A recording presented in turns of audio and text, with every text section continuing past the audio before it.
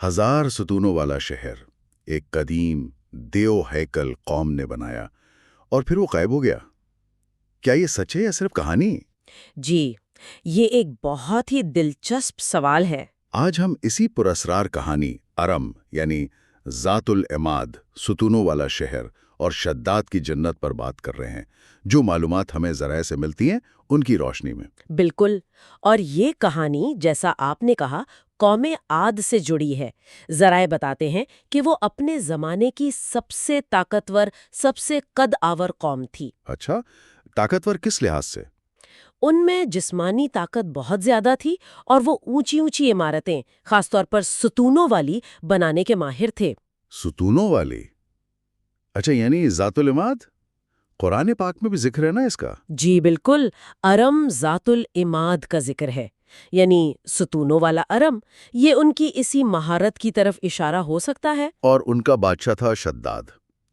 اس نے جنت بنانے کا سوچا زمین پر، یہ کیوں؟ ذرائع کے مطابق جب اس نے آسمانی جنت کی خوبصورتی اور نعمتوں کے بارے میں پڑھا یا سنا تو اس نے حکم دیا کہ ویسی ہی ایک جنت، بلکہ شاید اس سے بھی زیادہ شاندار، زمین پر بنائی جائے۔ یعنی ایک طرح سے مقابلہ یا اپنی طاقت کا اظہار؟ شاید دونوں۔ ذرائع کہتے ہیں اس نے دنیا بھر سے سونا، چاندی، جواہرات اکٹھے کروائے۔ عدن کے قریب ایک بہت بڑا علاقہ چنا گیا۔ اور پھر تعمیر شروع ہوئی؟ جی، اور کئی سال تک یہ تعمیر چلتی رہی۔ تو یہ محض نقل نہیں تھی، یہ غالباً اپنی دولت اور طاقت کا ایک بے مثال مظاہرہ تھا۔ اور جو بن کر تیار ہوا وہ کیسا تھا؟ ذرائع کیا بتاتے ہیں؟ اوہو، جو تصویر کشی ملتی ہے وہ تو ناقابل یقین ہے۔ سونے چاندی کی اینٹیں۔ سچ میں سونے چاندی کی؟ جی، ان سے بنے محل، ہزاروں ستون جن میں یاقوت اور زمرد جڑے تھے، دودھ، شہد، شراب کی نہریں بہتی تھیں۔ اور خوشبو؟ ہاں، دیواروں اور راستوں پر مشک، زعفران، عنبر کا لیپ تھا۔ خوشبو میلوں تک جاتی تھی اور کہتے ہیں رات کو اس کی چمک بہت دور سے نظر آتی تھی۔ واہ، یہ تو بالکل کسی خواب جیسا لگتا ہے۔ لیکن یہ ستونوں والی بات، ذات العماد، یہ بار بار آ رہی ہے، اس کی کیا خاص وجہ؟ جی، یہ اہم نکتہ ہے۔ ہو سکتا ہے یہ صرف ان کا تعمیراتی انداز ہو، یا پھر جیسا کہ قدیم تہذیبوں میں ہوتا تھا، ستون طاقت، استحکام، عظمت کی علامت سمجھے جاتے تھے۔ تو شاید یہ شداد کے تکبر کی علامت بھی تھے؟ بالکل ممکن ہے، عین ممکن ہے۔ اچھا، اتنی محنت، اتنی دولت، اتنے سال، انجام کیا ہوا پھر اس سب کا؟ یہی تو کہانی کا سب سے آپ کہہ لیں ڈرامائی موڑ ہے۔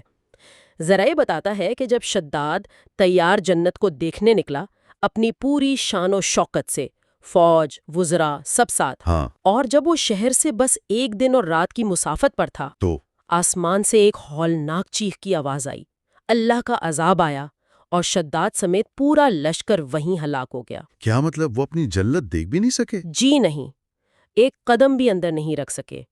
ذرائع کے مطابق وہ اسے ایک نظر بھی نہ دیکھ پائے۔ یہ تو حیران کن ہے۔ تو پھر کیا ہوا اس شہر کا؟ وہیں ہے یا غائب ہو گیا؟ کہا جاتا ہے کہ اللہ نے اسے لوگوں کی نظروں سے اوجھل کر دیا، چھپا دیا، لیکن ایک واقعہ ملتا ہے حضرت عبداللہ بن قلابہ کا۔ اچھا، کون تھے یہ؟ ایک صحابی تھے، اپنا کھویا ہوا اونٹ ڈھونڈ رہے تھے صحرا میں، اور اتفاق سے اسی شہر میں پہنچ گئے۔ سچ میں؟ انہوں نے کیا دیکھا؟ وہی شان و شوکت، سونے چاندی کے محل، نہریں، جواہرات، سب ویسا ہی، لیکن ویران، کوئی انسان نہیں تھا۔ وہ وہاں سے کچھ قیمتی پتھر لے آئے اور آ کے بتایا۔ تو کیا یہ صرف قصے کہانیوں میں ہی رہا یا آج کے دور میں بھی اس کی کوئی حقیقت ملی ہے؟ یہ جو لاسٹ سٹی آف ارم یا اٹلانٹس آف دا سینڈز کہتے ہیں۔ جی، اس کی تلاش تو بہت عرصے سے چلتی رہی ہے۔ الف لیلا میں بھی ذکر ہے، پھر مغربی محققین نے بھی کوشش کی۔ اور کوئی کامیابی؟ اصل پیش رفت ہوئی 1980 اور 90 کی دہائی میں۔ ناسا کی سیٹلائٹ تصاویر سے کچھ مدد ملی۔ ناسا؟ وہ کیسے؟ سیٹلائٹ نے صحرا میں قدیم تجارتی راستوں کے نشانات دکھائے۔ ان راستوں کے پیچھے چلتے ہوئے عمان کے صحرا میں ایک جگہ ملی۔ اور وہاں کیا تھا؟ وہاں کھدائی ہوئی تو تقریباً 4000 سال پرانے ایک قلعے کے آثار ملے۔ 8 کونوں والا قلعہ اور اونچے مینار یا ستون بھی تھے۔ 8 کونے؟ ستون؟ تو کیا یہ وہی ارم ہے، شداد والا؟ اس پر ماہرین پوری طرح متفق نہیں ہیں۔ کچھ کا خیال ہے کہ ہاں یہ وہی ارم ہو سکتا ہے، دوسرے کہتے ہیں کہ یہ شاید ابار نامی شہر ہے جو لوبان یعنی فرینکنسنس کی تجارت کا بڑا مرکز تھا۔ اچھا، تو یقین سے نہیں کہہ سکتے؟ یقین سے کہنا مشکل ہے، لیکن اس دریافت نے اس قدیم کہانی کو ایک نئی زندگی ضرور دی ہے۔ یہ تو ثابت ہوا کہ وہاں ایک ترقی یافتہ تہذیب تھی جو بلند عمارتیں بناتی تھی۔